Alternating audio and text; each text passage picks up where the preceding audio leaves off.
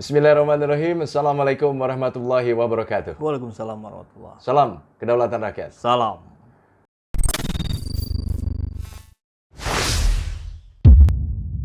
Sahabat, ini ternyata kecerdasan intelektual dikalahkan oleh seseorang yang tidak mempunyai kecerdasan emosional. Oh. Terlihat dari beberapa tokoh, apakah itu pejabat negara, non pejabat negara, yang sering melontarkan komentar-komentar yang justru membuat ricuh gitu kan.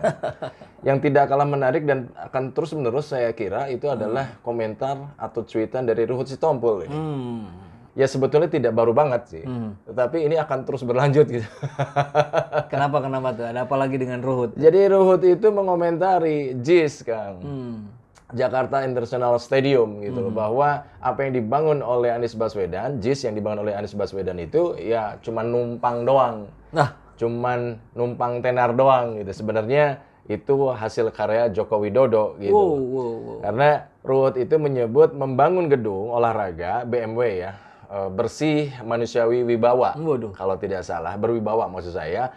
Itu Joko Widodo ketika menjabat menjadi Gubernur DKI Jakarta gitu loh. Nah, sementara bahasanya Ruhut Sitompul adalah kadrun, hanya menikmati dan mengakui pekerjaannya. Ya, memang kalau menyinggung apa yang tadi Kang Ijo sampaikan, kecerdasan emosi, kecerdasan intelektual, peranan kecerdasan emosi itu mayoritas sebetulnya. Dia bilang bahkan sampai 80%. Dan kecerdasan emosi tampak dalam perilaku keseharian. Misalkan sikap reaksioner yang ditampilkan oleh Ruhut Sitompul ini. Ketika dia melihat, wah, JIS kok nampak makin diekspos terus-menerus itu. Bukan hanya oleh media nasional, tapi juga media internasional. Kan begitu ya? Panas ini kelihatan nih, emosi nih Ruhut. Cari data lah dia, kemudian menyampaikan itu. Bahkan kalau nggak salah yang dimunculkan oleh Ruhut itu videonya ya. Video pencanangan batu pertama oleh Joko Widodo. Yang di situ menarik tuh, nanti kita saksikan videonya ya.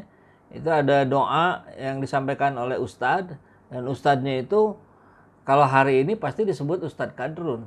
Karena dia pakai jubah, gitu kan, pakai sorban. Itu mendoakan agar peletakan batu pertama ini bisa dilakukan sampai selesai. Maha besar rahmat dan ridho-Mu. Segala puja serta puji hanyalah untuk-Mu, ya Rabbana. Doa dan pinta kami panjatkan kehadirat-Mu, Tuhan yang Maha Kuasa.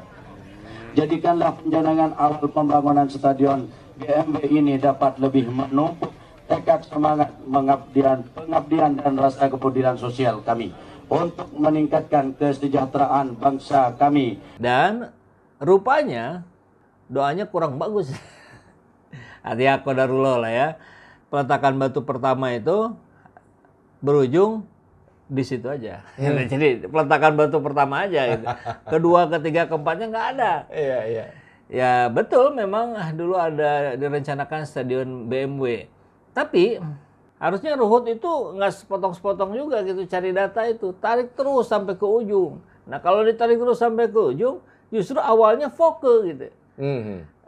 Foke apa Foke ya? Saya lupa ya. Gubernur DKI Jakarta dulu. Justru pelepasan tanah pertama diupayakan mati-matian oleh Abang Foke itu.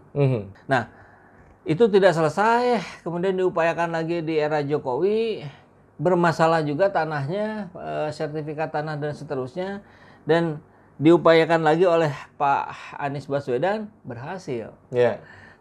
Bahkan kalau tidak salah, arsitekturnya pun sama itu. Arsitek di zamannya Pak Jokowi dengan di zamannya Pak Anies. Tapi di zaman Pak Anies kemudian itu yang tadinya kapasitas 40.000 dibikin jadi 80.000. Sketsanya ya jadi berubah lah gitu ya. Sejarah yang sebenarnya itu begitu. Tapi kalau main potong-potong kayak Ruhut jadinya kan blunder. Jadinya netizen pun mencari tahu. Akhirnya ya menampar muka sendiri. Ya ini karena kebencian ataukah karena pesan-pesan gitu loh. Sehingga cuitan-cuitannya seperti itu. Saya kira kalau wilayah bencinya seorang Ruhut itu tentu didasari di mana dia sedang berpijak kan. Kan kita tahu dia bahkan dulu sempat sampai bilang saya ini anjingnya SBY, anjing penjaganya Demokrat gitu. Itu bahkan sampai segitunya gitu. Tapi setelah keluar dari Demokrat justru membuli Demokrat, menjelek-jelekan Demokrat. Nah, sekarang ada di pihak penguasa ya dia harus berposisi sebagai pembuli orang-orang yang membahayakan pemerintahan hari ini. Kayaknya begitu. Padahal saya kira dalam segala sepak terjang manuver yang dilakukan oleh Anies Baswedan itu nggak ada tuh saya kira narasi-narasi yang berupaya untuk mendegradasi Pak Jokowi. Dia fokus saja membangun Jakarta. Ya, ini tidak hanya Ruhut Sitompul kan. Ternyata juga banyak ya seperti kita ketahui tokoh maupun pegiat media sosial yang terus menyerang Anies Baswedan. Salah satunya yang juga kita tahu adalah Habib Kribo ya, pegiat media sosial yang bernama asli Zain Assegaf ini memang dikenal sering menyerang Gubernur Anies Baswedan. Nah, Zain ini rupanya pendukung Jokowi, dibilang pendukung Jokowi garis keras. Tapi ada yang menarik ini Kang, rupanya Habib Kribo ini pernah meminta bantuan ke Geyes Khalifah untuk ditemukan dengan Anies Baswedan. Ya kan, bersedia mencalonkan sebagai presiden. Kemudian konon kabarnya sekalian untuk meminta bantuan perkuliahan anaknya gitu. Nah, ini nggak tahu ceritanya nggak jadi, apakah ini menjadi penyebab atau tidak, kan sudah ada klarifikasi juga itu dari Habib Kribo kan. Tapi ya nggak tahu juga seperti apa sebenarnya itu. Ya klarifikasinya kan kita lihat sendiri, itu juga mengiyakan. Memang saya waktu itu cari uang gitu buat anak sekolah saya. Ya kalau kita simak videonya, kita tayangkan juga lah ya sekalian. Itu nampak jelas bahwa Habib Kribo dalam posisi yang kebingungan. Di satu sisi itu adalah sebuah fakta, tapi di sisi lain dia kan tetap juga harus membela diri dalam posisi yang bersih lah, kurang lebih begitu, tidak terkontaminasi urusan uang. Cuman ya kita saksikan aja lah. Dan kedua, kalau saya minta bantuan anak saya untuk kuliah waktu itu kerja, apa salahnya saya berteman, minta tolong sama teman untuk kerja anak saya. Nah, kita lihat barusan videonya.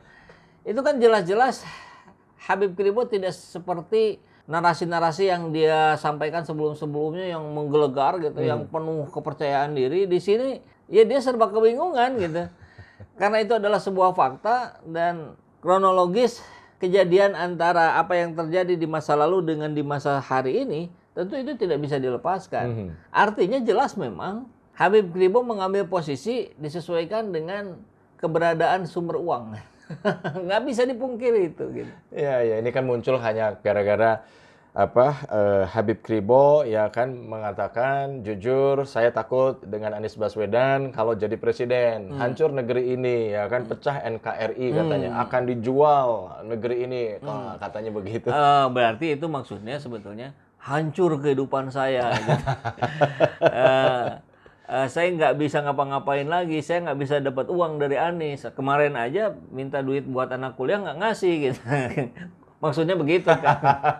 Ya, termasuk salah satunya Habib Kribo ini mengatakan gerakan radikal akan tumbuh subur kalau Anies jadi presiden. Seperti halnya dulu waktu ketika pilkada ya kan. Kalau Anies jadi gubernur ya, ada yang mengatakan bahwa akan seperti Suriah gitu. Ternyata kan nggak terbukti gitu kan. Nggak terbukti sama sekali, dan ini lagi-lagi membuktikan cara-cara yang dilakukan oleh Kribo CS ini dengan Denny Siregar, Ade Armando dan para pasukan buzzer lainnya itu sudah kehabisan amunisi.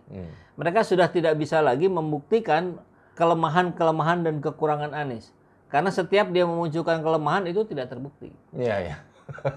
Padahal Anies mah ya jalan terus aja gitu. Iya, sayang lucunya tuh begitu gitu, ketika diserang, dibully bahkan oleh partai PSI gitu, partai spesialis Jakarta ya.